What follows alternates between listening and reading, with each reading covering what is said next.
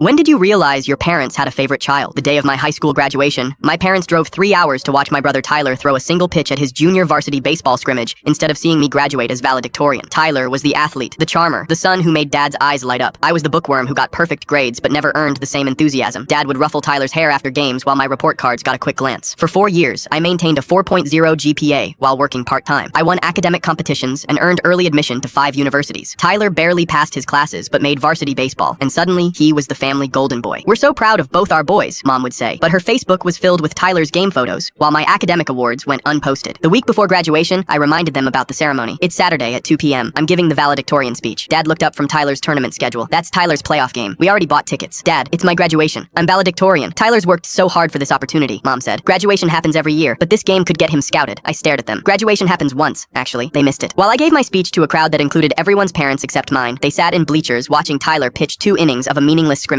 My girlfriend's parents took photos of me accepting awards. My best friend's mom cried during my speech. My parents saw none of it. That night, Tyler called to congratulate me. Hey, sorry they missed it. How'd the speech go? It was fine. I lied. Cool. Hey, can you not mention that today's game was just a scrimmage? They think it was playoffs. My stomach dropped. What? Coach moved playoffs to next weekend. But Mom and Dad already had their hearts set on coming today, so I didn't want to disappoint them. He'd lied. They'd missed my graduation for a meaningless practice game, and Tyler had let them believe it mattered. I went to college on a full academic scholarship, while Tyler repeated senior year after failing 3 classes. Mom called it a gap year to focus on baseball. 2 years later, I was home for Christmas when Dad collapsed in the kitchen. Heart attack. Mom was screaming. Tyler was frozen in panic, and the ambulance was 20 minutes away in rural traffic. Do something! Mom yelled at Tyler. He just stood there, useless. I dropped to my knees and started CPR. 2 years of pre-med coursework and volunteer EMT training kicked in. I compressed Dad's chest, counted compressions, gave rescue breaths, and kept him alive until paramedics arrived. At the hospital, the doctor pulled us aside. Your son saved his life. Perfect CPR technique. Are you medical professionals? Mom stared at me like she was seeing me for the first time. He's pre-med at State, Dean's List, both years. Tyler shifted uncomfortably. He'd been telling everyone he was taking classes, but had actually dropped out after 1 semester. Dad recovered fully. During his week in the hospital, he kept asking me about my studies, my grades, my plans for medical school, all the questions he'd never asked before. I didn't know you were so smart, he said one afternoon. You never asked. The silence stretched between us. Son, about your graduation? It's fine, Dad. No, it's not fine. I missed the most important day of your high school career for a scrimmage game. Tyler told me the truth. That evening, Tyler appeared in Dad's hospital room with tears in his eyes. I'm sorry I lied about the game. I was embarrassed that Mom and Dad cared more about my baseball than your achievements. I looked at my brother, seeing him clearly for the first time. Not the golden child, just a scared kid who'd been living up to impossible expectations. Tyler, I said, you don't have to be perfect for them to love you. 6 months later, Tyler started community college. Real classes this time. Dad came to my med school interviews. Mom posted my acceptance letter on Facebook with a caption that said, so proud of our future doctor. Last week, Dad called while I was studying for the MCAT. Son, I know we can't undo missing your graduation, but would you let us throw you a party when you get into medical school? I thought about that empty auditorium seat, the speech they never heard, the 4 years of achievements they barely acknowledged. Dad, I said, you don't have to throw me a party, you just have to show up. Sometimes the favorite child gets all the attention, and sometimes the invisible one learns to save lives while no one's watching.